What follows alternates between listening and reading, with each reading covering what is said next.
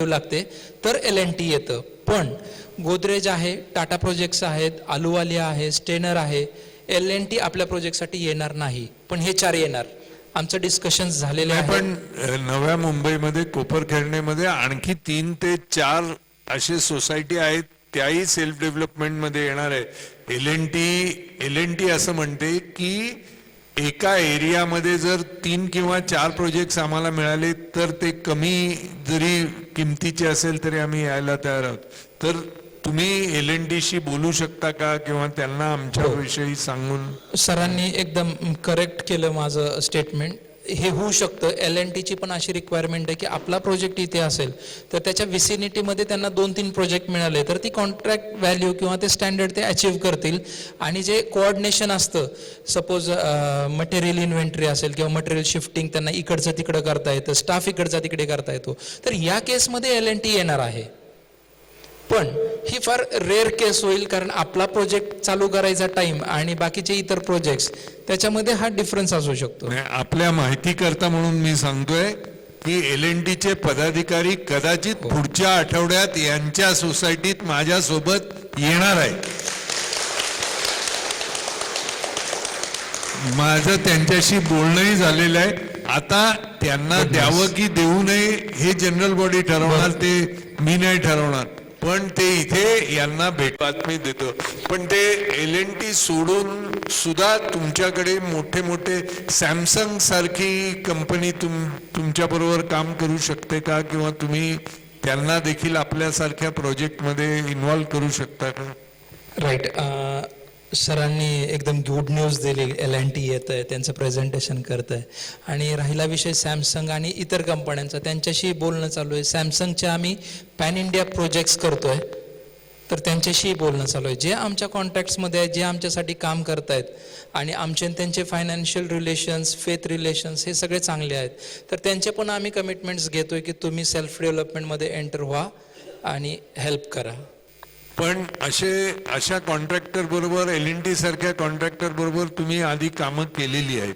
हो. आणि त्यांना तुमच्या बरोबर काम करायला कोणती अडचण राहणार नाही, काही आणि तुम्हालाही त्यांच्या बरोबर काम करायला काही अडचण राहणार नाही. आणि LNT जरी कंपनी मोठी असेल तरी आमचे लोक काही पैसेवाले नाहीये, त्यामुळे त्यांनी 3,500 आणि 4,000 रुपये पर स्क्वेअर फीटचा रेट लावला तर आम्हाला देता येत नाही. तर आम्हाला LNT कडून काम करून घेताना रेट रिझनेबल करायची तुम्ही गॅरंटी घेता का?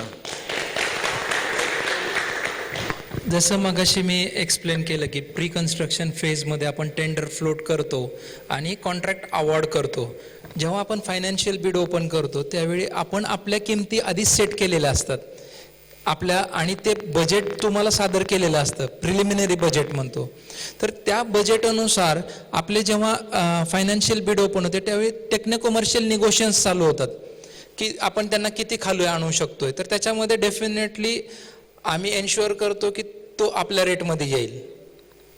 कारण जेव्हा आपण समोरासमोर बसतो निगोसिएशनला त्यावेळी बिंग सिव्हिल इंजिनियर ते त्यांची टीम, आमची टीम एका प्लॅटफॉर्मवर नक्कीच येते, कारण त्यांच्याकडे रेट ॲनालिसिस अवेलेबल असतात, आपल्याकडे असतात. त्यामुळे जी गोष्ट 2 रुपयाला येते ती 2च रुपयाला येते. मी ती 4 म्हणू शकत नाही किंवा तो 6 म्हणू शकत नाही. असं करून आपण ते आपल्या कॉस्टला त्यांना निगोशिएट करून आणतो.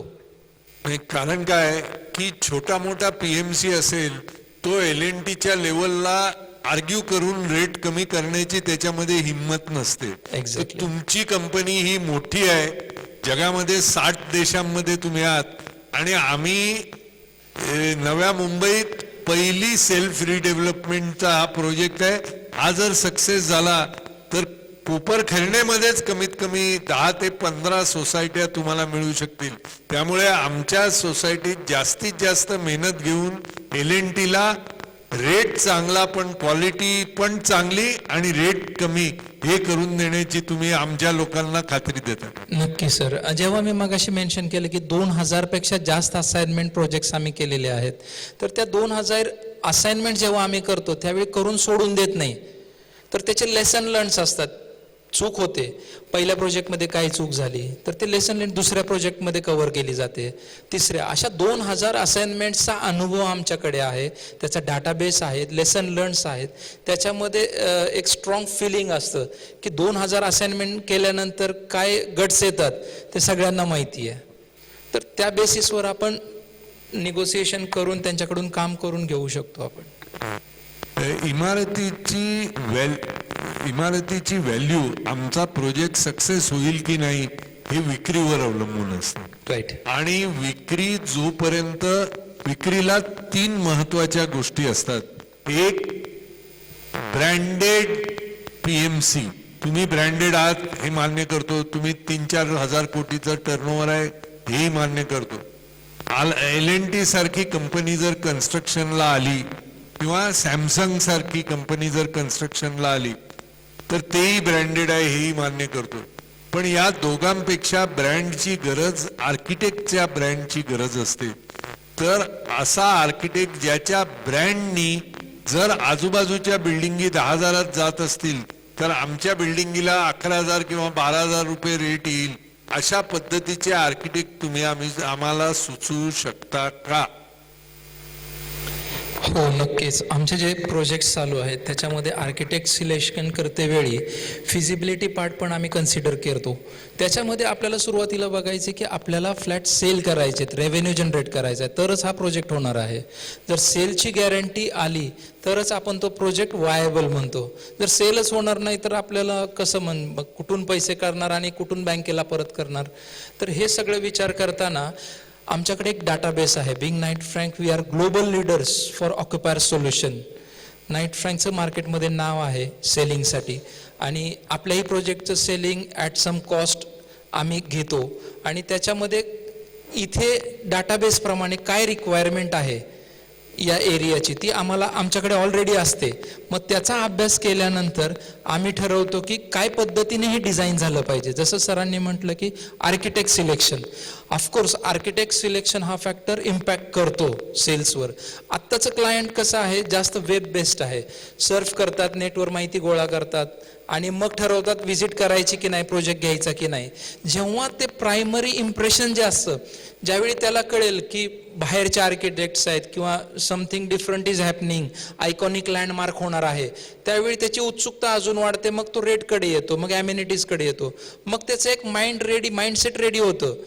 तो जेव्हा सर्फ करत असतो त्यावेळी तो 40% त्यांनी फिक्स केलेला असतं की आपल्याला इथेच घ्यायचंय, कारण त्याला जे पाहिजे असतं ते तिथं मिळत असतं त्याला. मग तो व्हिजिट करतो, मग त्याचा आपण कन्व्हर्जन विनिंगमध्ये करतो, मग त्याला घेतो तो. तर हे जेव्हा करत असतो त्यावेळी आर्किटेक्ट सिलेक्शन आपण नक्कीच एक इम्पॉर्टंट फॅक्टर आहे. आम्ही आमच्या बाकीच्या प्रोजेक्ट्सवर इंडियातले नावाजलेले जे आर्किटेक्ट्स आहेत त्यांची अपॉइंटमेंट आहे. सोबत आमचं जे बिंग नाईट फ्रँक आमचं हेड ऑफिस लंडनमध्ये आहे, तर ग्लोबली ज्या आर्किटेक्ट्स बरोबर आम्ही कॉन्टॅक्टमध्ये आहोत त्यांनाही प्रोजेक्टमध्ये आणत आहोत.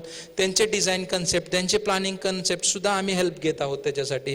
One of them is fosters, HBR from Singapore, foster is from London. ते येणार, साईट व्हिजिट करणार, त्यांचे इनपुट्स देणार, ते हेल्प करणार त्याच्यामध्ये. सेल्फ डेव्हलपमेंटमध्ये ग्लोबल टेंडर्स देऊन फॉरेन आर्किटेक्ट्सना कुठे बोलवले आहे का मुंबईमध्ये? Yes, of course. 2 प्रोजेक्ट आहेत आमचे. एक मुलुंडमध्येच आहेत, ते इंद्रप्रस्थ आणि सचिन. तिथे आम्ही हे टेंडर फ्लोट केले होते. त्यांचं पार्टिसिपेशन जगामधून टेंडर. ग्लोबल टेंडर म्हणजे जगामधून कोणत्याही आर्किटेक्टनी त्याच्यात अर्ज करून ते भारतात येऊन तुम्हाला त्यांचा प्लॅन देतात. Right sir. आणि त्याच्याकरता त्यांना काही पैसे न देताना लंडनमधून, फ्रान्समधून, नेदरलँडमधून, स्पेनमधून ते आणतात. असं तुम्ही सेल्फ डेव्हलपमेंटमध्ये मुंबईत कुठे केलेलं आहे? सचिन सोसायटीसाठी आम्ही ही प्रोसिजर फॉलो केली. ते ग्लोबल टेंडर फ्लोट केलं होतं. त्यातून परदेशातले बरेच आर्किटेक्ट आले होते, त्यांच्या स्वखर्चाने इथे राहिले. प्रेझेंटेशन आमचं 3 दिवस होतं.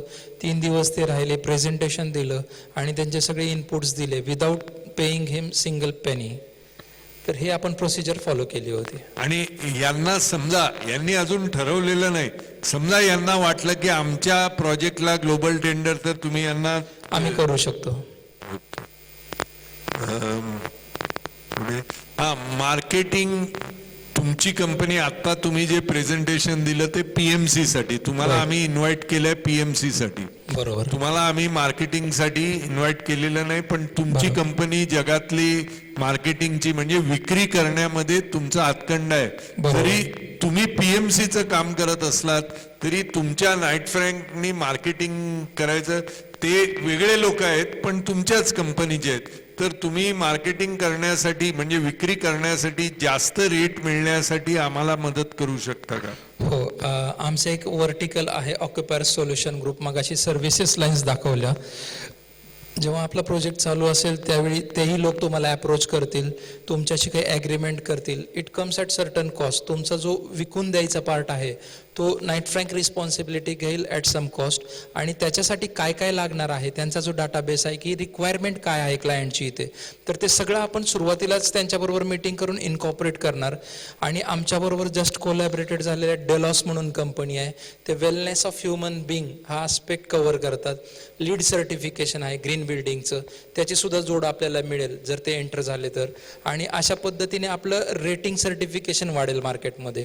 आणि तुम्हाला म्हणजे यू विल नॉट बिलीव्ह की जास्त एन्क्वायरीज फॉरेनमधून जे येतात, इन्व्हेस्टर्स असतात किंवा क्लायंट्स असतात, त्यांचा आजकाल पहिला प्रश्न आहे ही बिल्डिंग लीड सर्टिफाईड आहे का, ग्रीन बिल्डिंग आहे का, इथून चालू करतात.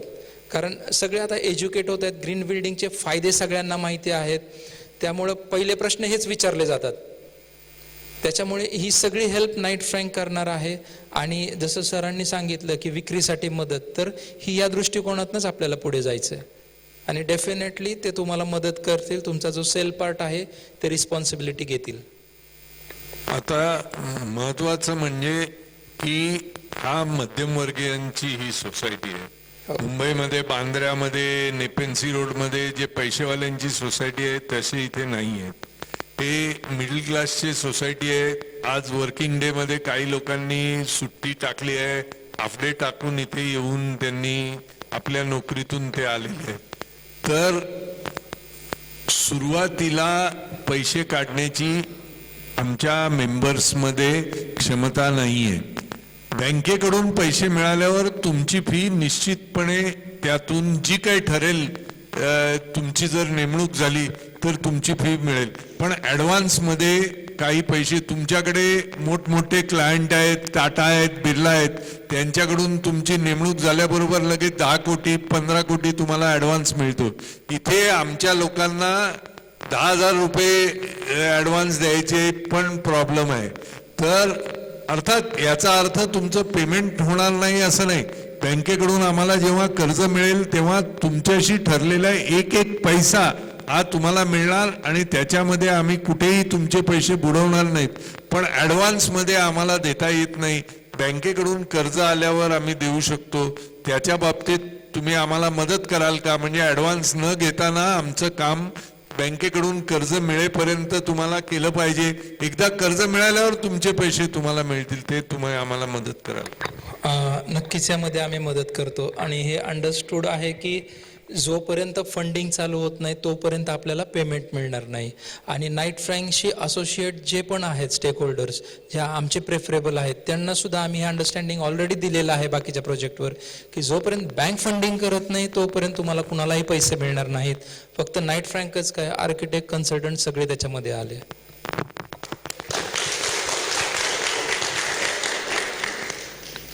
आता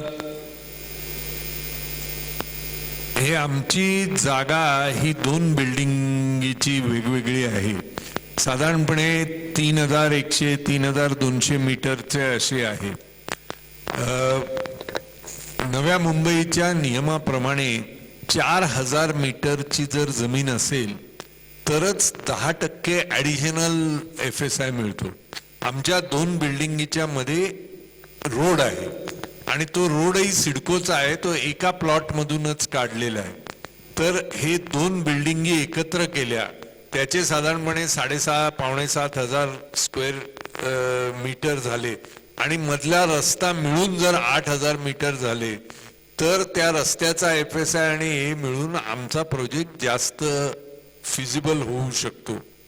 त्यामुळे सिडकोशी आपण चर्चा करून आमच्या वतीनं हे फिजिबिलिटीच्या दृष्टीनं आम्हाला हे 10% ॲडिशनल FSI मिळण्याच्या दृष्टीनं आपण प्रयत्न कराल का? आणि नव्या मुंबईमध्ये आपण कोणती कामं करताय किंवा केलेली आहे किंवा सिडकोशी आपले संबंध आहेत की नाही त्याविषयी जरा माहिती द्या. जसं सरांनी सांगितलं की आपला प्लॉट एरिया जो आहे 4,000 मीटरपेक्षा जास्त, ऑलरेडी आमचं वर्किंग त्याच्यावरती चालू आहे. NMMCशी बोलणं चालू आहे. आता नवी मुंबई महानगरपालिकेचंच आम्ही काम करत आहोत, त्यामुळे वारंवार N. रामास्वामी जे कमिशनर होते त्यांच्यापर्यंत हा विषय आहे तुमच्या सोसायटीचा. त्यांनी स्वतः आम्हाला इन्व्हाइट केलं होतं की अजून तुम्ही बाकीचे इतर प्रोजेक्ट घ्या, पण N. रामास्वामी आता ट्रान्सफर झालेत मुंबईमध्ये लेबर कमिशनर म्हणून, आणि मिसाळ सर आलेले आहेत इथे, तर त्यांच्याशी आम्ही इनिशिएट करतो ही वार्ता. अण्णासाहेब मिसाळ म्हणून आहेत, तर त्यांच्याशी इनिशिएट करतोय. ऑलरेडी गव्हर्नमेंट अथॉरिटीजनी सुद्धा आम्हाला इन्व्हाइट केलं की मॅक्सिमम बेनिफिट ते आम्हाला देणार, आणि आमच्या फिजिबिलिटीमध्ये आम्ही ते इनकॉर्पोरेट करायला चालू केलं आहे. आपला प्लॉट साधारण 6,000 समथिंग आहे स्क्वेअर मीटर. तर आपण जेव्हा फिजिबिलिटी एक रफ मी आकडे सांगतो, लक्षात ठेवू नका, still it is under progress. हे अजून कॉन्क्रीट झालेले नाही आहेत. साधारण आम्ही जे कन्स्ट्रक्शनचं एरियाचं जे स्टेटमेंट काढलेलं आहे ते साधारण 3.5-4 लाख स्क्वेअर फीट आपल्याला मिळतं आहे. त्याच्यामध्ये 90,000 स्क्वेअर फीट आपल्याला रेसिडेंटसाठी आम्ही 35% ॲडिशन कन्सिडर करून केलेलं आहे. हां, पण सुरुवातीला आपण 55% अधिक मिळण्यास मिनिमम करून करतो. त्याच्यानंतर पार्किंगसाठी पोडियम कन्सिडर केलेले आहेत. त्याच्यामध्ये आम्हाला असं लक्षात आलेलं आहे की 184 पार्किंग्स तुम्हाला द्यायचे आहेत, आणि साधारण 105 फ्लॅट्स टेनंट सेलसाठी निघत आहेत. एक हे आमचं वर्किंग चालू आहे. हे नंबर्स तुम्ही हे सगळे आकडे आम्हाला किती दिवसात मिळतील? हे फिजिबिलिटी तुम्हाला रफ आकडे, पण डिटेल आम्ही निर्णय घेऊन ज्यांना नेमू, तुम्हाला नेमू किंवा आणखी कोणाला, तर त्यानंतरच होईल. पण नेमण्याआधी साधारणपणे आयडिया आम्हाला येण्यासाठी जे तुम्ही सांगताय त्याचं रफ आयडिया आम्हाला कधीपर्यंत मिळू शकेल? याच्यामध्ये 2 पार्ट्स असतात सर. एक कन्स्ट्रक्शन फिजिबिलिटी असते आणि एक फायनान्शियल फिजिबिलिटी असते. ह्या दोन्ही मिळून आम्ही तुम्हाला साधारण एक 20 ते 25 दिवसाच्या पिरियडमध्ये देऊ. जरा लवकर करा ना, 10-15 दिवसात आम्हाला निर्णय लवकर घ्यायचा आहे. आमच्या बिल्डिंगी जुन्या झाल्या आहेत, प्लास्टर बिस्टर पडतायत लोकांच्या. याच्यामध्ये काय आहे, कन्स्ट्रक्शन स्टेटमेंट आमचं रेडी आहे. किती एरिया कन्सिडर केला तर सगळ्या केसेस आहेत, 35%. जे रेडी आहे ते तरी लवकर पाठवा. ते कन्स्ट्रक्शन स्टेटमेंटची फिजिबिलिटी आहे ते मी तुम्हाला इमिडिएट 7 दिवसामध्ये पाठवतो. आणि विथ फायनान्शियल फिजिबिलिटी मला थोडा वेळ लागेल, कारण गव्हर्नमेंट. ठीक आहे, जे तुम्ही लवकर पाठवू शकता ते 8 दिवसामध्ये तरी पाठवून द्या. एरिया स्टेटमेंटची फिजिबिलिटी मी 7 दिवसात पाठवतो तुम्हाला. थँक्यू. आता 2 प्लॉट्स वेगवेगळे असल्यामुळे त्यांचे ॲमल्गमेशन करण्याची आवश्यकता आहे. तर ॲमल्गमेशनच्या प्रोसेस करता आपल्या मदतीची आवश्यकता आहे. आपण मदत त्याची आम्हाला करणार की? राईट, ती ऑब्व्हियसली करणार, कारण जेव्हा आम्ही प्री कन्स्ट्रक्शन फेज प्लॅनिंग डिझाईनच्या गोष्टी जेव्हा केल्या त्याचाच हा पार्ट आहे. एक रेरा रजिस्ट्रेशन करता ते ऑनलाईन रजिस्ट्रेशन आहे, तर ती तुमच्याकडून आम्हाला पूर्ण मदत होईल. पूर्ण डॉक्युमेंटेशन, असिस्टन्स आणि अप्रुव्हल्स, रेरा रजिस्ट्रेशन नंबर घेण्यापर्यंत आमचं इन्व्हॉल्वमेंट असणार त्याच्यामध्ये. आणि तुमचे मुंबईमध्ये किती एम्प्लॉईज आहेत? तुमच्या PMCच्या याचे आणि नाईट फ्रँकचे पूर्ण मुंबईमध्ये किती एम्प्लॉईज आहेत? पूर्ण एम्प्लॉईज जे आपण 4 वर्टिकल्स मी डिस्क्राईब केले तुम्हाला, त्याचे सर्वसाधारण म्हणून 300च्या आसपास एम्प्लॉईज आहेत. आणि PMC मध्ये 50+ एम्प्लॉईज आहेत जे ऑनगोईंग प्रोजेक्टचं केअर. आणि सगळे इंजिनियर्स आहेत PMCच्या याच्यामध्ये 50+. आणि आम्हाला काळजी काय, तुम्ही तुमच्या कंपनीमध्ये आणखी 50 वर्ष काम करावं अशी आमची इच्छा आहे. पण समजा काय झालं आणि तुम्हाला प्रमोशन मिळालं किंवा तुम्ही लंडनला गेलात तर आमचा प्रोजेक्ट अडकणार नाही ना. दुसरं कोणीतरी तुमच्या इथे येऊन ते प्रोजेक्ट टेक ओव्हर करून आमच्या कामामध्ये अडथळा येणार नाही याच्याकरता तुम्हीच असावे असं आम्हाला वाटतंय. पण उद्या समजा तुम्ही आणखी कुठे गेलात तर कसं असतं, इंडिव्हिज्युअल प्रोजेक्ट मॅनेजमेंट कन्सल्टंटला नेमलं आणि त्या प्रोजेक्ट मॅनेजमेंट कन्सल्टंट आजारी पडला किंवा त्याची कंपनी बंद पडली किंवा त्याला ऍक्सिडेंट झाला किंवा त्याला बरं नसलं, मग आम्हाला काळजी होते की आमच्या प्रोजेक्टचं काय. तसं आज तुम्ही हे बघताय, उद्या तुम्हाला कुठे बदली झाली, ट्रान्सफर झालं, चांगल्या ठिकाणी गेलात, लंडनला गेलात, तर आमचा प्रोजेक्ट त्याच्यामुळे तुम्ही नसाल तर दुसरं कोणीतरी येऊन पूर्ण करेल की नाही याची, म्हणजे मी जरा स्पष्ट बोलतो, पण लोकांना त्याची काळजी असते की माणूस आहे. मला सुद्धा काही लोकांनी विचारलं की तुम्ही आम्हाला मदत करता, उद्या तुम्हाला काय बरं नाही झालं, काय झालं, मग आमचा प्रोजेक्टचं काय होणार. तसं तुम्हाला पण विचारायचं सगळ्यांचं मत आहे म्हणून विचारतो. अगदी बरोबर आहे. प्रोग्रेससाठी किंवा ग्रोथ मिळण्यासाठी लोक या कंपनीतून दुसऱ्या कंपनीत जातात आणि होत राहतं. मग विजय निकम किंवा विलास नरसापूर गेले म्हणून प्रोजेक्ट थांबणार आहे का? तर असं बिलकुल होत नाही. आम्ही जे काही तुम्हाला कमिट करतोय ते नाईट फ्रँकच्या वतीने करतोय आणि हे सगळं वेटेड प्रेझेंटेशन असतं. हे आमच्या कंपनीने वेट केल्यानंतरच आम्हाला परमिशन मिळते की तुम्ही एवढंच सांगायचं. याचा अर्थ मी कमिटमेंट नाही केली, नाईट फ्रँकने कमिटमेंट केली आहे. नाईट फ्रँकला घेणं देणं नाही कोण कमिट करते. उद्या मी सोडून जाईन, माझ्या ठिकाणी दुसरा येईल, पण हे स्टँडर्ड असतं जे कंपनीचं कमिटमेंट आहे आणि हे वेट केल्यानंतरच मी इथे प्रेझेंट करतोय. त्यामुळे कोणाच्या जाण्याने आणि येण्याने प्रोजेक्ट थांबणार नाही. नाईट फ्रँकचं कमिटमेंट आहे ते.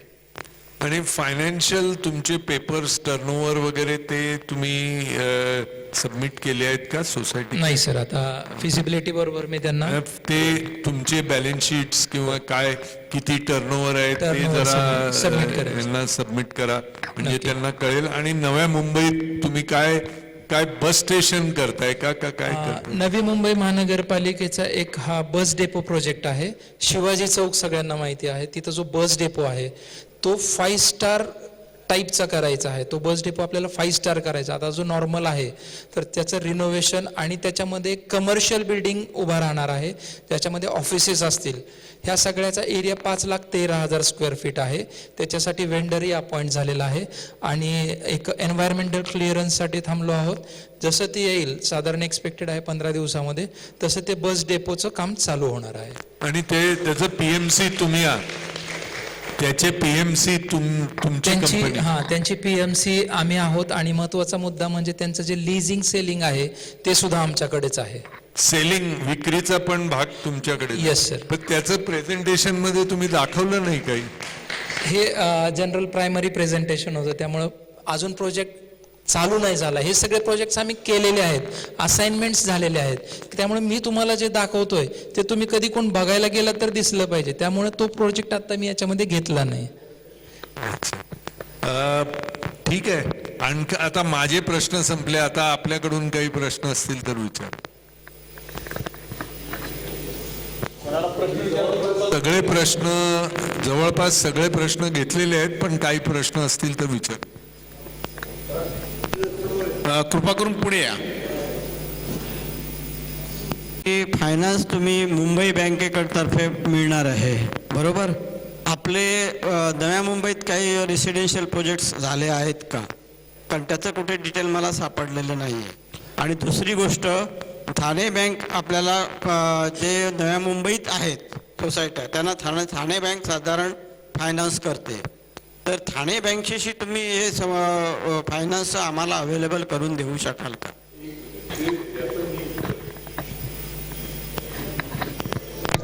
ठाणे बँकेच्या बोर्ड ऑफ डायरेक्टरशी मी जाऊन प्रेझेंटेशन केलेलं आहे. ठाणे बँक आणि मुंबई बँकेचा करार झालेला आहे की ठाणे जिल्ह्यामध्ये जितके प्रोजेक्ट्स आहेत त्याला मंजुरी ठाणे बँक देणार. आणि ठाणे बँकेने मंजुरी दिली आणि काही रक्कम सँक्शन केली तर उर्वरित रक्कम ठाणे बँक आणि मुंबई बँकेच्या कराराप्रमाणे मुंबई बँक देखील देऊ शकते. पण मेन कर्जाची मंजुरी ही ठाणे बँक देणार आहे. ठाणे बँकेच्या चेअरमनशी प्रगती आणि गगनगिरी या दोन्ही सोसायटींच्या संदर्भात मी स्वतः जाऊन त्यांच्याशी चर्चा केलेली आहे आणि त्यांचं म्हणणं असं आहे की ठाणे बँकेकडे किमान 50 प्रोजेक्ट्स नव्या मुंबईत आणि ठाण्यामध्ये करण्याची क्षमता आहे आणि ते आपल्याला सेल्फ डेव्हलपमेंटलाच, बाकी कशाला ते पैसे देत नाहीत, ते द्यायला तयार आहे. ही माझी स्वतःची चर्चा ठाणे जिल्हा मध्यवर्ती बँकेच्या चेअरमनशी झालेली आहे. इतकंच नव्हे तर ठाण्यामध्ये 4 सोसायटींची बैठक झाली, जनरल बॉडीची मीटिंग, आणि त्या बैठकीत माझ्यासोबत ठाणे मध्यवर्ती बँकेचे चेअरमन स्वतः आले आणि त्यांनी तिथे जाहीर केलं की अशा प्रोजेक्ट्सना आम्ही सँक्शन देतो. आणि एकदा ठाणे जिल्हा बँकेने सँक्शन दिलं की मग मुंबई जिल्हा बँकेला त्यांच्यामध्ये करार असल्या कारणाने 50% पैसे सँक्शन देण्याची त्यांची तयारी.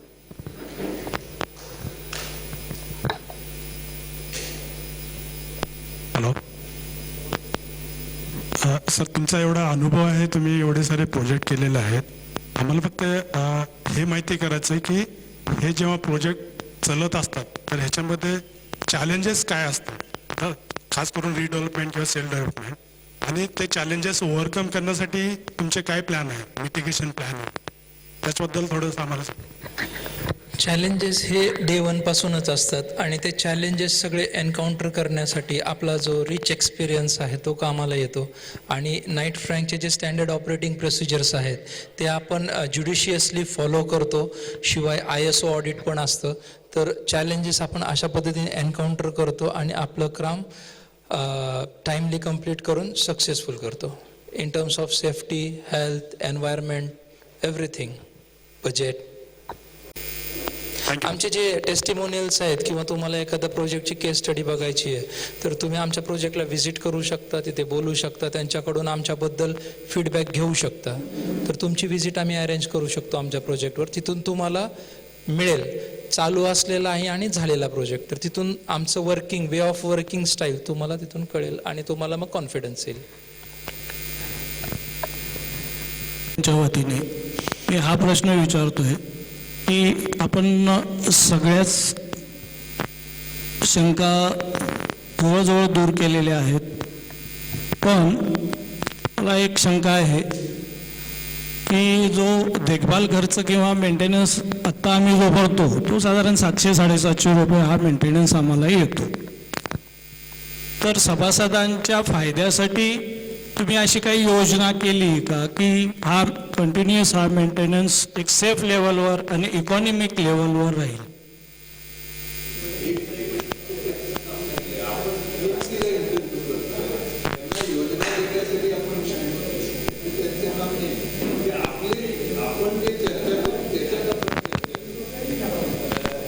हे जे सभासदांना काय द्यावं आणि काय नाही हे PMCचा संबंध नाही. हा आपला आहे, जनरल बॉडीने आपण बसून ठरवायचं की आपल्या सभासदांपैकी ज्यांना ऐपत आहे की नाही आहे, कॉर्पस मधून कोणाला किती द्यायचं, याचा त्यांच्याशी PMCशी काही संबंध नाही. त्यांना इथे केवळ आपल्या वतीनं उत्तमात उत्तम बांधकाम कसं करता येईल आणि आपली विक्री करून आपला प्रोजेक्ट कसा सक्सेस होता येईल एवढ्या पुरतच त्यांना बोलवलेलं आहे. एकदा आपल्या हातामध्ये चाव्या आल्या आणि आपली जागा विकून त्याचे बँकेला पैसे देऊन उरलेले पैसे आपल्या नावावर ते केले की त्यांचं काम संपलं.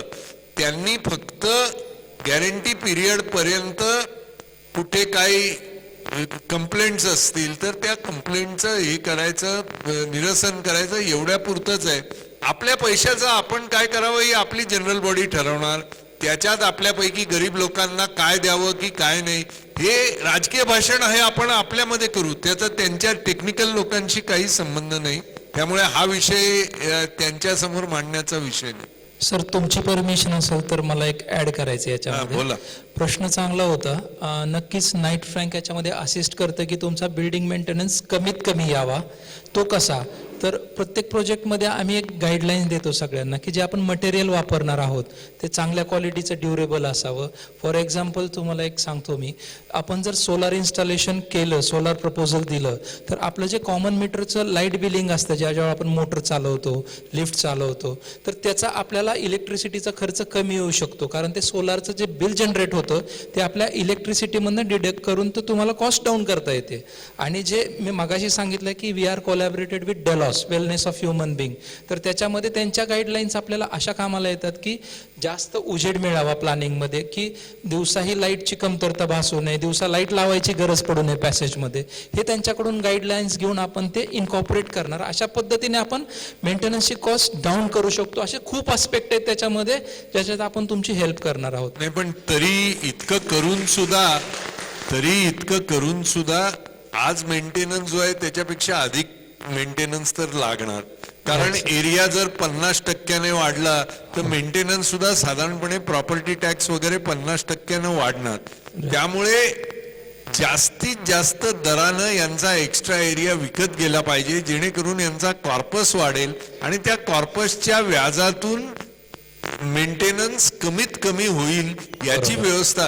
ते अर्थात त्याच्यामध्ये यांच्यापैकी जे दुर्बल घटक आहेत त्यांना कसं करायचं हे सोसायटीचा प्रश्न आहे, तो तुमचा नाही.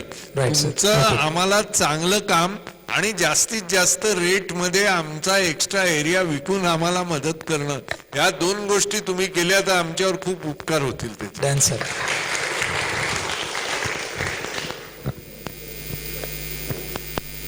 आशा करतो कोणा अजून विचारायचे आहेत का? या पुढे ते येत आहेत, या पुढे या. ते पुढे येण्यापूर्वी मी निकम सरांचं या ठिकाणी तुम्हा सर्वांच्या वतीने आणि सरांच्या वतीने अभिनंदन करू इच्छित होतो याच्यासाठी, कारण ही मुळात ISO कंपनी आहे.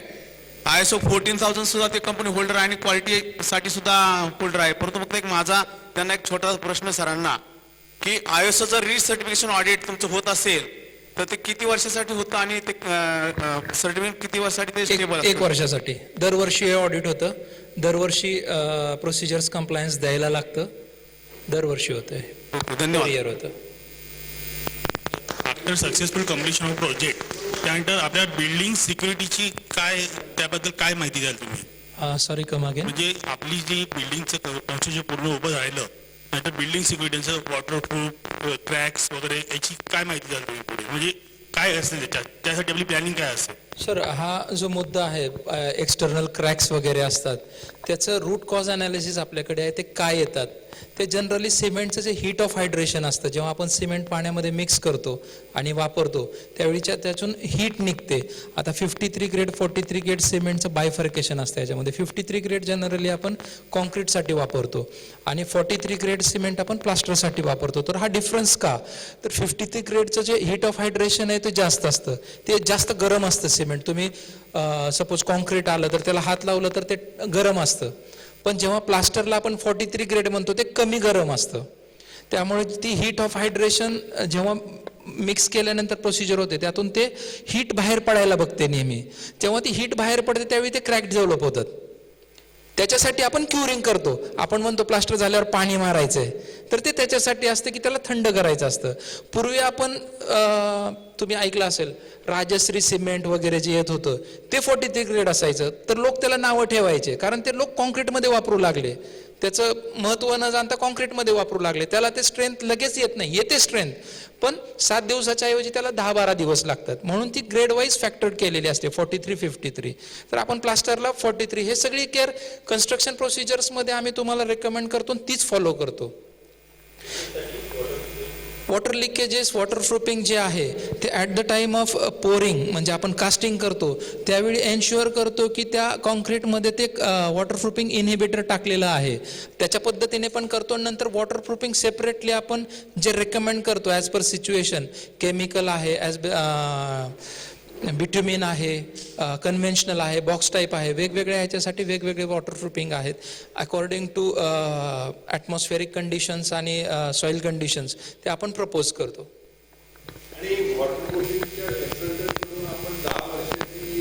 गॅरंटी वॉरंटी सर्टिफिकेट्स आपण घेतो. मार्केटमध्ये 15 वर्षापर्यंत सध्या आर्ड्रेक्स म्हणून कंपनी आहे जर्मनची, ती 15 इयर्सची गॅरंटी वॉरंटी सर्टिफिकेट्स त्यांच्या मटेरियलसाठी आणि वर्कमॅनशिपसाठी ते देतात. वॉटरप्रूफिंगमध्ये महत्त्वाचं असतं वर्कमॅनशिप. मटेरियल कितीही चांगलं असलं तरी त्याचा काही उपयोग नाही. जर सपोज आपल्याला ज्या सरफेसवर लावायचं आहे तो नीट clean, dust free, crack free असेल तरच ते मटेरियल काम करतं. नाहीतर काही बघितलं नाही आणि मटेरियल लावलं तर ते वर्क करत नाही, ते लिकेजेस होणार.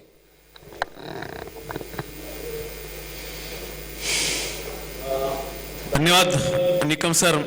मला वाटतं सगळ्यांचे प्रश्न या ठिकाणी विचारून झाले असतील अशी आशा करतो आणि तुमच्या सर्वांच्या वतीनं निकम सरांचा मी खरोखरच मनापासून शतशः आभार करतो आणि आशा करतो जे त्यांनी सरांच्या साक्षीनं, दोन्ही अध्यक्षांच्या साक्षीनं आणि तुम्हा सर्वांच्या सभासदांच्या साक्षीनं जे त्यांनी इथं आश्वासन दिलेलं आहे ह्याच आश्वासनाला ते 100% उतरतील मी अशी आशा करतो. आणि पुन्हा एकदा निकम सरांचे या ठिकाणी खरोखरच शतशः आभार मानतो. धन्यवाद. यानंतर पुढील PMC माननीय पवार कन्सल्टन्सी या ठिकाणी येत आहेत. नाईट फ्रँकच्या वतीनं मी प्रगती आणि गगनगिरी सोसायटीचे प्रेझेंटेशनला संधी दिल्याबद्दल आभार व्यक्त करतो. थँक्यू. धन्यवाद सुबोधने अतिशय चांगली या ठिकाणी माहिती मला एक मनाचं समाधान केलेलं आहे. त्यांनी निकम सरांनी मनाचं समाधान केलेच आहे, पण ते आत्म्याचं समाधान करायचंय. त्यासाठी त्यांना चहा पाण्यासाठी मी विनंती करतोय, त्यांनी या ठिकाणी विराजमान व्हायचंय. धन्यवाद. त्याच्यामध्ये पवार कन्सल्टन्सी सर्व्हिसेसचे प्रोप्रायटर मालक श्रीयुत मिलिंद पवार साहेब, ॲडमिनचे प्रमुख श्रीयुत विनोद चव्हाण साहेब यांचं या ठिकाणी आगमन झालेलं आहे. पुन्हा एकदा आपणास विनंती करतोय, या दोघांचं टाळ्यांच्या गजरात आपण स्वागत करायचं आहे.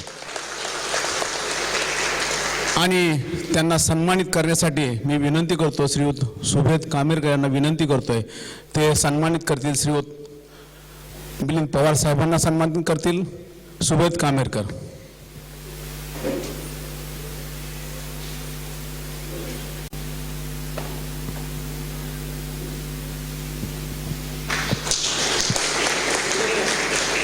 धन्यवाद सुभेद.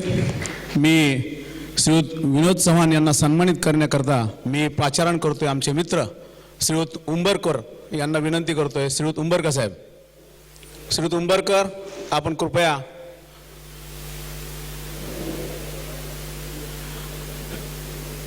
ठीक आहे. त्यांच्या ऑन बिहाफ ऑफ हिम मी फापळे साहेबांना विनंती करतोय, त्यांनी श्रीयुत विनोद चव्हाण यांना सन्मानित करायचं आहे.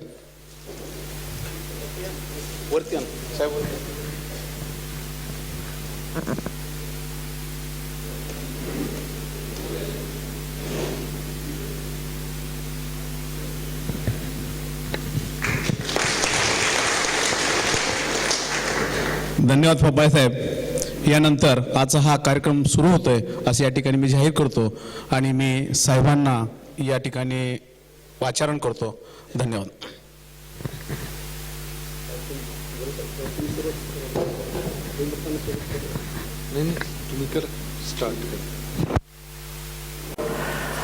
माझा आवाज येतोय शेवटपर्यंत? धन्यवाद. आजच्या दिवशी प्रगती आणि गगनगिरी सोसायटीने मला तुमच्या इमारतींचं पुनर्विकास करण्यासाठी बोलावलं, त्याच्याबद्दल मी सुरुवातीला आपला आभार मानतो. मित्रांनो, पुनर्विकासामध्ये अनेक सेमिनार्स मी घेतलेले आहेत. त्यातनं काही गोष्टी समोर येतात, नियम समोर येतात, काही हर्डल समोर येतात आणि मग या गोष्टीमधनं पुनर्विकास कसा घडवून आणावा याच्याबद्दलचं थोडक्यात मार्गदर्शन आणि प्रेझेंटेशन हे दोघंही गोष्टी मी एकत्र घेतो. नव्या मुंबईमध्ये जेव्हा पुनर्विकासाची सुरुवात झाली तेव्हा जेवढे काही प्रोजेक्ट इथं आहेत सगळेच्या सगळे लिटिगेशनमध्ये होते. म्हणून आम्ही थेट सुरुवातीपासून पुनर्विकासाचा जेव्हा उगम झाला, इन्सेंटिव्ह FSIचा सुक्तनकर साहेबांनी जेव्हा उगम केला तेव्हापासूनचा अभ्यास आम्ही इथं घेतला. आलेले GR 3 जानेवारी 2009चा आणि आजचं अमेंडमेंट 4 जुलै 2019चं याचं अभ्यास करून अधिक 4 फेब्रुवारी 2015चं रिडेव्हलपमेंट नोटिफिकेशन याचा अभ्यास करून सगळी मांडणी आपल्याला पुनर्विकासाची कशी करता येईल त्याचा एक अभ्यास तुमच्यासमोर आज ठेवण्याचा प्रयत्न करतो. हिंदीमध्ये बोलू का मराठीमध्ये बोलू? हिंदी मराठी मिक्स करतो. हाँ ठीक है, चलेगा. तो यहाँ पुनर्विकास में पहले मेरी कंपनी क्या करती है, क्योंकि मेरे कंपनी में ज़्यादातर सोसाइटीज़ बनाई हैं जो सिडको ने प्राइवेट प्लॉट अलॉट किया और लोगों ने इकट्ठा होके वहाँ पे सोसाइटी बनाई, उसके ऊपर कंस्ट्रक्शन हुआ. यानी सिडको अलॉटेड नहीं, तो सिडको ने केवल प्लॉट दिया, तो उसका मैं प्रेजेंटेशन यहाँ पे लेता हूँ। मैक्सिमम सोसाइटीज़ मैंने यहाँ पे कंप्लीट किया है, जहाँ से मिल वर्कर से लेके IAS ऑफिसर तक ये सोसाइटी मैं हैंडल कर चुका हूँ, सबका OC है मेरे पास। तो मेरी कंपनी है Pawar consultancy services private limited. इसके अंदर हम अंडर वन रूफ सभी कंसल्टेंसी देने की प्रयास करते हैं इन रीडेवलपमेंट। जहाँ रीडेवलपमेंट है वहाँ पे architectural, project management, structural, MEP, landscape, ये सभी के सभी उसकी जिम्मेदारी हम लेते हैं।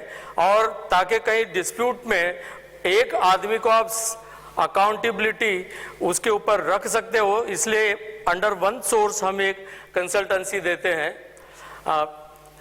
ये मेरा design team, project management, administration and liaisoning team वर्ती के हमारे से एसोसिएट हुए structural engineer, environmental consultants, legal advisers, वैसे CA भी हम लोग साथ में रख रहे हैं। इन रीडेवलपमेंट उनका ज़रूरत है पूरे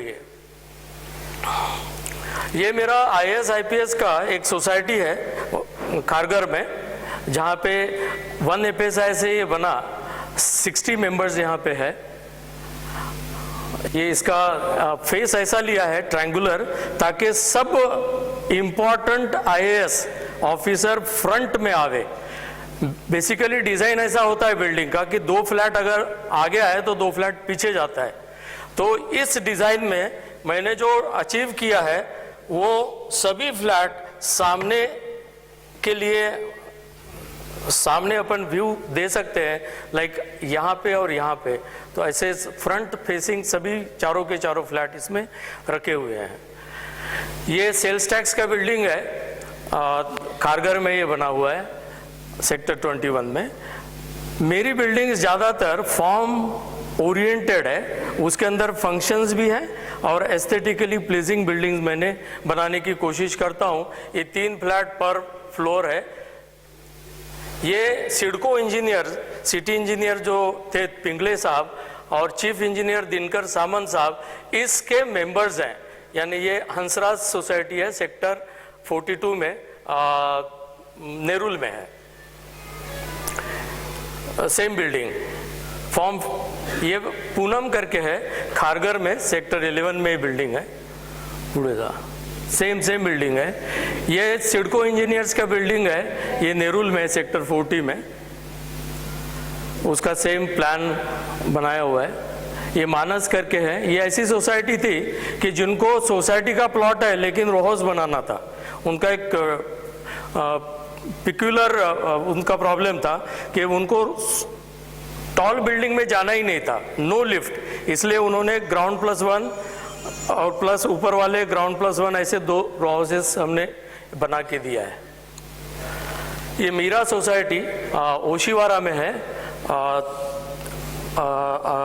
करीबन 100 IAS IPS लोगों का ये सोसाइटी है। It is opposite Windermere city mall है ओशीवारा में, वहाँ पे है। अंधेरी वेस्ट आप कह सकते हो, लोखंड वाला कॉम्प्लेक्स आप कह सकते हो, सेम कंसेप्ट। इसमें भी सभी फ्लैट फ्रंट में आए हुए हैं, सभी फ्लैट, जितने भी फ्लैट है। ये मेरा जयपुर में है, श्री विला करके बनी पार्क में बनाया हुआ मेरा बिल्डिंग है। इसमें उनको post modern type, traditional plus modern, ऐसा दोनों मैच करके देना था पूरे। ये again it is at Jaipur Bani park, Pune जा। This is at Nerul, mall के सामने है। ये 2 हाफ सर्कल्स लेके बनाई हुई बिल्डिंग है। ये पाम बीच पे है। इसमें आप देखेंगे मागे जा। ये जो टेरेसेस है, ये टेरेस, ये टेरेस, ये टेरेस, ये टेरेस, ये टेरेस, ये टेरेस, तो ऐसे फॉर्मेशन किया हुआ है टेरेसेस का। ये भी यहाँ पे टेरेस है, इधर पुढे चल, टेरेस पुढे जा। This is eight JSEB Jharkhand में, रांची में मैं कंपटीशन जीता हूँ। झारखंड स्टेट इलेक्ट्रिसिटी बोर्ड का ये बिल्डिंग है। इसमें ऐसा था कंसेप्ट कि universal energy trapped in triangle stabilised by square and regenerated for public use, ऐसा एक मैंने कंसेप्ट बनाया था.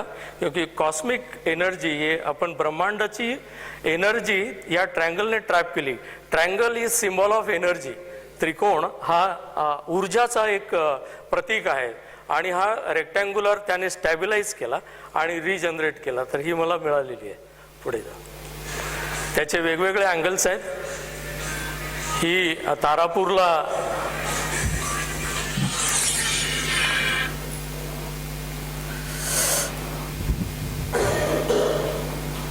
तारापूरची बिल्डिंग आहे ती इंडस्ट्रियल बिल्डिंग आहे. ही स्कूल आहे बालभारती स्कूल. याला असं म्हणजे प्रत्येक नॉइज हा वेगवेगळ्या दिशेने बाहेर जाईल ऐसा मैंने उसको प्लान किया है. और एक पॉइंट से सब क्लासरूम आप देख सकते हो. ऐसा एक पब्लिक स्कूल ये बालभारती खारघर में है. इसका ओवरऑल पर्सपेक्टिव ये युगंधरा बिल्डिंग है. वो सेम जो वसुंधरा थी पहले उसमें 0.5 FSI एडिशनल हुआ तो जगह नहीं था. फिर भी बायस साहब ने जो IAS ऑफिसर है उन्होंने बनाने को बोला तो ऐसा 20 माले का बिल्डिंग यहाँ बनाया था. 0.5 FSI कंज्यूम किया था. ये culture art end culture department का रांची झारखंड वहाँ का एक प्रोजेक्ट है. और इसको मैंने auditorium in the form of shankh, शंख के अंदर ऑडिटोरियम मैंने बनाया. क्योंकि ये नेचुरल रिसोर्सेस वाला स्टेट है जहाँ पे काफ़ी वैल्यूएबल नेचुरल रिसोर्सेस है. तो सबसे पहले ध्वनि जो निकली वो शंख की, ऐसा हम मानते हैं. बांसुरी शंख है, शंख की ऐसा मैंने समझा. और फिर उसमें उस फॉर्म में लेते हुए मैंने उसको मॉडर्न डिजाइन में कन्वर्ट किया. ये ऑडिटोरियम है, ये सेक्शंस है उसके. नगाड़ा भी थे. म्हाडा का मुझे एम्पैनलमेंट था. बाकी सिडको का भी मैंने काम किया है. NMMC का काम किया हुआ है. लिस्ट ऑफ सिलेक्टेड प्रोजेक्ट्स ये फास्ट जाऊ दे वरती. हाँ, ये हमने redevelopment K project in hand. अभी जो प्रोजेक्ट है वो मैं ये सब प्रोजेक्ट कर रहा हूँ. ओम सिद्धि विनायक है, कोपर खेरना B3 टाइप है. वाशी में साईधाम है, साईधाम कळंबोली का है. पंचरत्न नेरुल का है. संगम अपार्टमेंट नेरुल का है. आशीर्वाद नेरुल का है. सॉरी ये वाशी का है. लिटिल फ्लावर वाशी का है. B3 टाइप सुमंगली वाशी का है. D टाइप वाशी का है. गंगोत्री नेरुल का है. नाइक नगर कुर्ला है. B10 अपार्टमेंट ओनर्स एसोसिएशन ये यहाँ पे पनवेल का है. पार्क व्यू अगेन सानपाड़ा का है. अनमोल ये कोपर खेरने का है. मित्रों अजून बस जाऊन दे आता. हाँ, अभी मैं आपको ऐसे प्रवास में लेना चाहता हूँ. मैंने सब करके लाया हूँ आपके लिए. एरिया कितना चाहिए, स्पेसिफिकेशन क्या चाहिए, फिजिबिलिटी क्या चाहिए, ये सब है. लेकिन उससे पहले शायद आपने इतने सेमिनार आपने अटेंड किए हैं या अभी भी मैं चौथा नंबर है ऐसा मुझे समझा है. तो इसमें से 2-3 इंपॉर्टेंट चीजें आप समझ लो. सबसे पहले आप सेल्फ रीडेवलपमेंट में जा रहे हो, बहुत अच्छी बात है, मैं बधाई देता हूं इस बात की. रहिवासी केंद्रीय पुनर्विकास ये बहुत इंपॉर्टेंट होता है जहां पे हर निर्णय हम लोग लेंगे, हर निर्णय.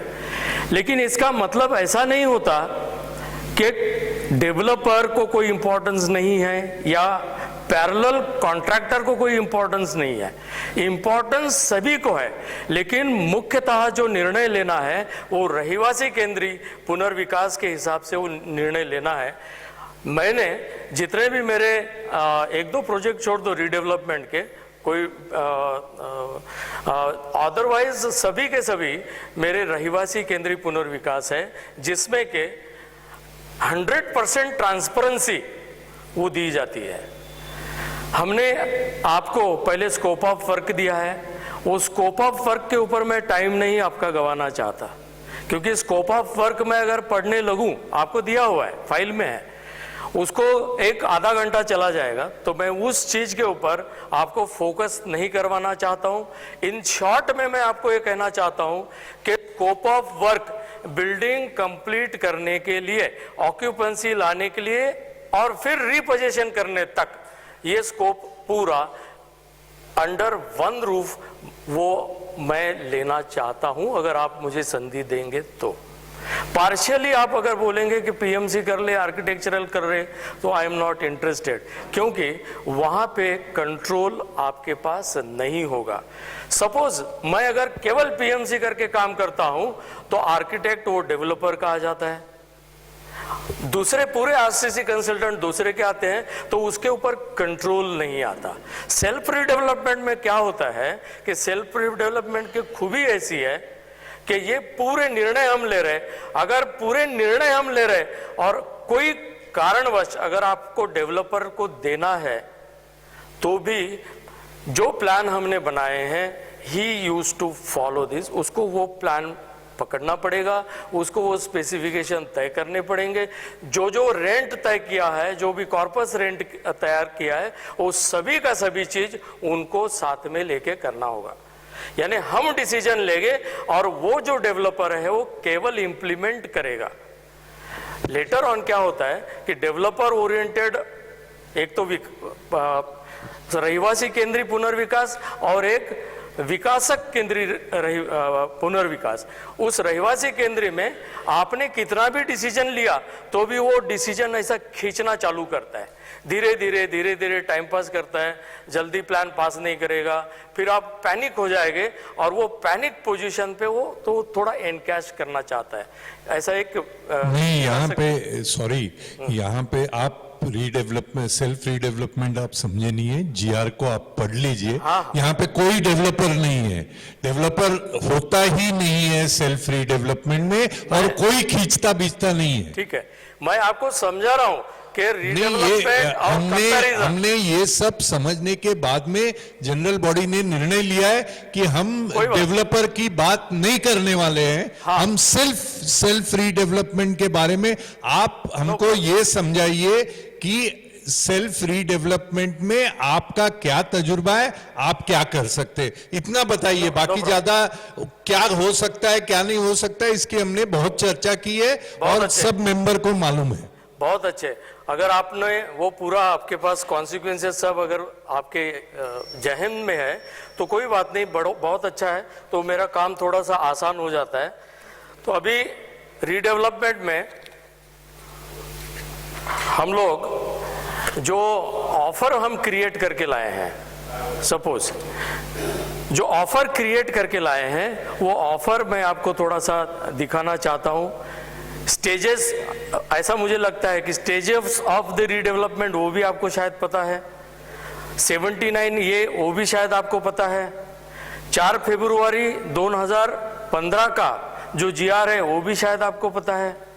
तो ठीक है, तो आपको उस नोटिफिकेशन में शायद ये पता नहीं होगा कि एमलगमेशन कैसे करते हैं। हाँ, एमलगमेशन झालंय।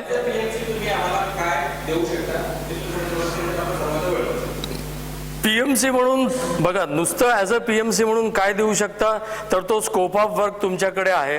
म्हणजे जेव्हा आम्ही रिडेव्हलपमेंटचं काम हातात घेतो तेव्हा केवळ पीएमसी हा मेरे पास आहे, उपलब्ध हुए, तो उस डायमेंशन में काय करतो तू, छोटं हे कर, पूर्ण दाखव आधी, हाँ पूर्ण दाखव, हाँ बस। इस रोड में अपना ये 15 मीटर का रोड है और ये पीछे जो है ये सर्विस रोड है। अपने को ये 2 प्लॉट हमने एमलगमेट किए हैं। 2 प्लॉट के अंदर एक इंटरनल रोड है 1025 स्क्वायर मीटर का और 3191 एरिया का 2 प्लॉट, ऐसा करके ये एमलगमेट किया हुआ है। मला आधी एंटाइटलमेंट दाखव, एरिया एंटाइटलमेंट, प्लॉट आपको एरिया का पता चल जाएगा। एंटाइटलमेंट, थांब मी तुला सांगतो, हे ते, हाँ ये अपने पास प्लॉट 3191 करके 2 प्लॉट है, तो 6382 ये आपका टोटल दोनों सोसाइटी का यानी प्रगति और गगनगिरी का ये प्लॉट एरिया हुआ। उसमें जो अपने पास इंटरनल रोड है 1025 उसका 2.5 FSI वो भी मिलेगा अपने को। दोनों मिला के अपने पास करीबन 15,956 प्लस 2,500 करीबन 18,520 का FSI टोटल आपके पास जनरेट होता है। मित्रों, उसके बाद आपको as per 4 February GR 15% plot का RG देना पड़ता है, which is eight ground floor. Ground floor में RG देने के बाद अभी आपकी एंटाइटलमेंट कैसे निकलेगी? जो सिडको ने अलॉटेड एरिया आपको दिया है करीबन 27.86 ये प्लॉट एरिया आपको अलॉट किया है। अगर आप एमलगमेट नहीं करते तो आपको 10% कारपेट एरिया की एंटाइटलमेंट कम आएगी।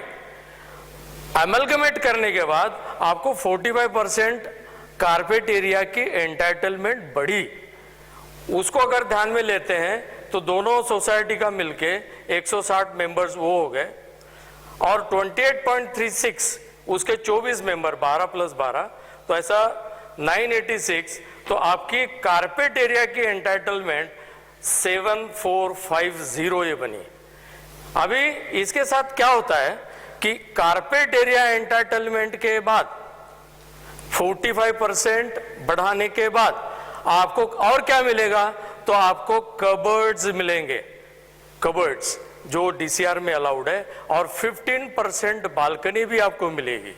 15% बालकनी यानी क्या?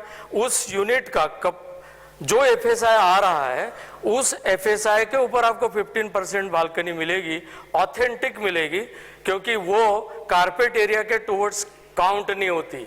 एनक्लोज बालकनी और कपाट कारपेट एरिया के अंदर काउंट नहीं होते, लेकिन जैसे भी हम उसको प्रीमियम भरते हैं तो वो ऑथेंटिक एरिया महानगर पालिका का आता है। तो यहाँ पे आपको और प्रोविजन क्या करना है कि 5% प्लॉट एरिया का एम्यूनिटी सेंटर बना के देना है। 5% ऑफ द प्लॉट एरिया वो 370 मीटर आया।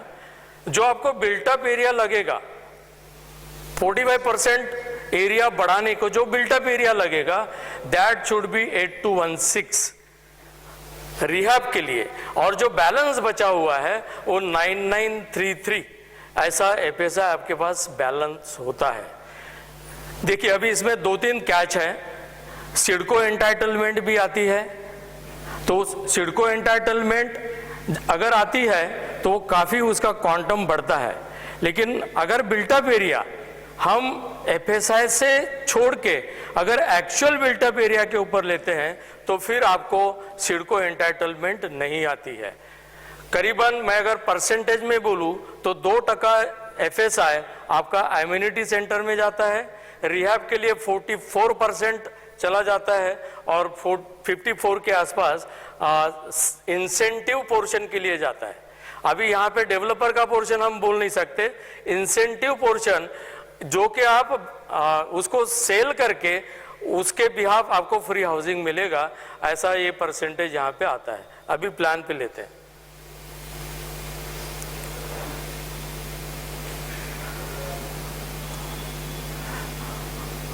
ये प्लान बनाने को मतलब 15 मीटर का रोड है तो 2.5 FSI का आपका एंटाइटलमेंट बैठता ही है।